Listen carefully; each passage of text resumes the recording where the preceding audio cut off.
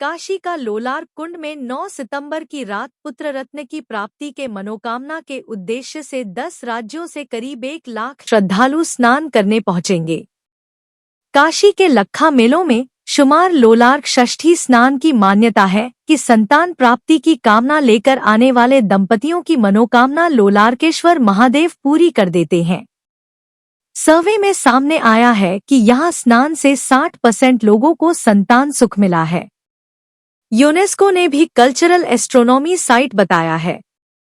मिस्र के उल्टे पिरामिड जैसे आकार वाले 50 फीट गहरे और 15 फीट चौड़े इस कुंड में महिलाएं सूनी कोख भरने का वरदान पाती हैं। इस कुंड के बारे में अधिक जानकारी लेने BHU के प्रोफेसर प्रवीण राणा के पहुंचा। आइए जानते हैं उन्होंने क्या बताया। प्रोफेसर प्रवीण राणा ने बताया कि लोलार कुंड की मान्यता और इसके साइंटिफिक कनेक्शन पर 40 साल से स्टडी चल रही है। उन्होंने कहा, इस कुंड का आकार, सूरज की किरणें और गंगाजल सब कुछ एक खास संयोग बनाते हैं। उन्होंने बताया कि सर्वे के दौरान यह पता चला है कि इस कुंड में स्नान करने के बाद 60% लोगों की गोद भरी है। प्रोफेसर राणा ने बताया कि लोलार एक खड़े कुएं से जुड़ा हुआ है, जिस तक 3 तरफ से पहुंचा जा सकता है। उन्होंने दावा किया है कि 8वीं शताब्दी ईसा पूर्व के पाठ शतपथ ब्राह्मण में मिलता है, जिसमें 12 सौर महीनों से जुड़े 12 सूर्यों का वर्णन किया गया है। उन्होंने बताया कि हमारे रिसर्च में बताया कि उन्होंने कहा कि यहाँ पर गंगा माँ को लोलार कुंड के पानी को और सूर्य को मेल शक्ति के रूप में मानते हैं। उन्होंने बताया कि 1995 में हुए सर्वे के दौरान यह पता चला है कि इस कुंड में स्नान करने के बाद 60% लोगों की गोद भरी है। आइए अब जानते हैं पूर्व जियो साइंटिस्ट राणा PV सिंह ने क्या कहा।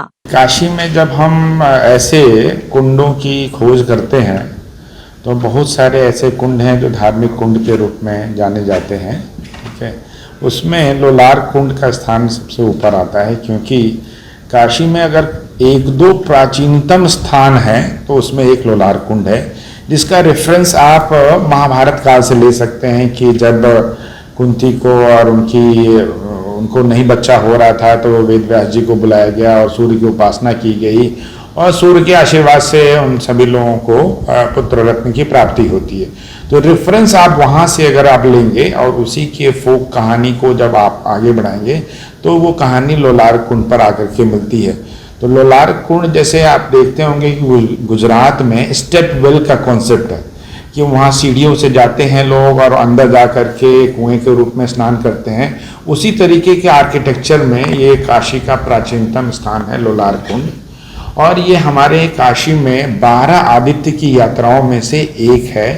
12 आदित्य में से एक लोलार का आदित्य है जो यहाँ पर विराजमान है।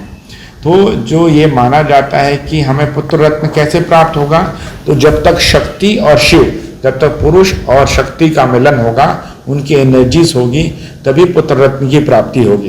तो यहाँ पर जो लोलार कुंड में लोग स्नान करते हैं, गंगा माँ को मानते हैं लोलार कुंड के पानी को, और सूर्य को मेल शक्ति के रूप में मानते हैं। तो एक पर्टिकुलर दिन जिसको हम लोलार षष्ठी कहते हैं या छठ कहते हैं, उस दिन ये माना जाता है, बहुत सारे साइंटिस्ट ने भी ये स्टडी किया हुआ है कि एक पर्टिकुलर दिन में, उस लोलार षष्ठी के दिन एक सूर्य की विशेष किरण होती है और गंगा जी की विशेष एनर्जी होती है।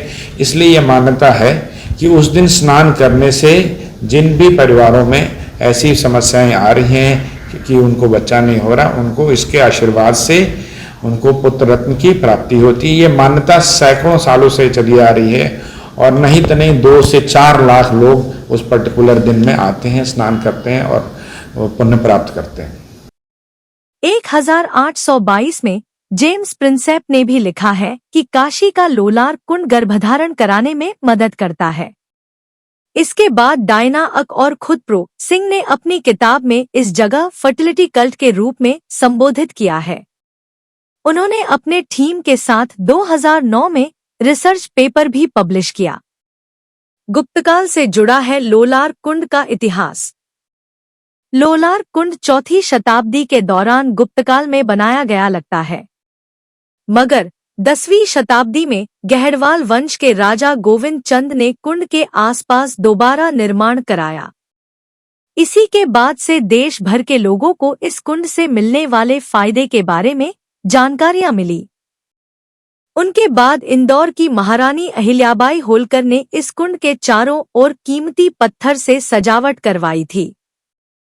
आज इस कुंड के आसपास का सुंदरीकरण रख उत्तर प्रदेश पर्यटन कर रहा है। रिसर्च में क्या निकला, आइए जानते हैं।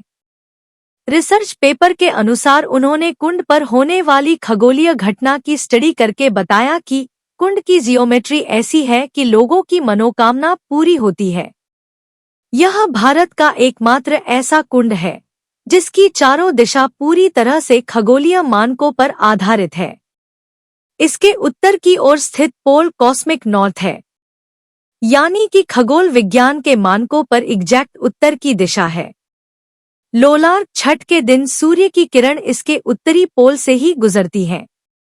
किरणें उल्टे पिरामिड के आकार की सीढ़ियों और पोल से जैसे जैसे नीचे जाती हैं, उसकी इंटेंसिटी बढ़ती ही जाती है। गंगा के पानी और किरणों की ओज से शरीर को जो ऊर्जा मिलती है वह गर्भाधान में सबसे ज्यादा फायदेमंद होती है। 9 सितंबर की रात से होगा स्नान। मंदिर के प्रधान पुजारी रमेश कुमार पांडेय बताया कि जिन विवाहित महिलाओं की गोद सूनी होती है उन दंपति को लोलार छठ के दिन काशी के भदैनी स्थित लोलार कुंड में 3 बार डुबकी लगाकर स्नान करना चाहिए। कुंड में स्नान के बाद दंपति को एक फल का दान कुंड में करना चाहिए। इस दौरान दंपति को अपने भीगे कपड़े भी यहीं छोड़ देना चाहिए। कुंड में स्नान के बाद दंपति को लोलाकेश्वर महादेव का दर्शन करना चाहिए। प्रधान पुजारी रमेश कुमार पांडेय, लोलारकेश्वर महादेव मंदिर। कितने तारीख को लोलार छठ का पूजा है, यहाँ पे मेला जो लगता है? लोलारक छठ 8 तारीख रात को 12 बजे से शुरू होकर के 9 तारीख को पूरा दिन भर चलेगा रात को। इस बार क्या प्रशासन की व्यवस्था, क्या इस बार प्रशासन की जैसे पहले व्यवस्था थी वैसे हो रही है।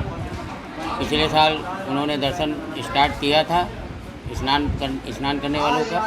इस बार भी वो डीसीपी सर ने कहा है करने के लिए। अभी तो यहाँ व्यवस्था बन रही है, देखते हैं क्या होगा। कितनी पुरानी परंपरा है? बहुत पुरानी परंपरा है, ये सदियों से चली आ रही है। गढ़वाल नरेश 9वीं शताब्दी में स्नान किए थे, तब से उनको संतान प्राप्त हुआ, तो उस समय से लगातार चल रही है। ये सतयुग से ही सब, बाबा का मंदिर तो आपका सतयुग से है। आप लोगों की तरफ से क्या व्यवस्था की गई है? हम लोगों की तरफ से यात्रियों को, दर्शनार्थियों को कोई असुविधा ना हो, ऐसी व्यवस्था है। लगभग कितने श्रद्धालु आते हैं? लगभग लाखों लोग स्नान करने यहाँ आते हैं। लाखों लोग, करीब लगभग 7-8 पहुँचते लोग भारत के चारों तरफ से आते हैं भारत में, और उसके अलावा आपका नेपाल है, बंगाल है, ये सब जगह से भी लोग आते हैं।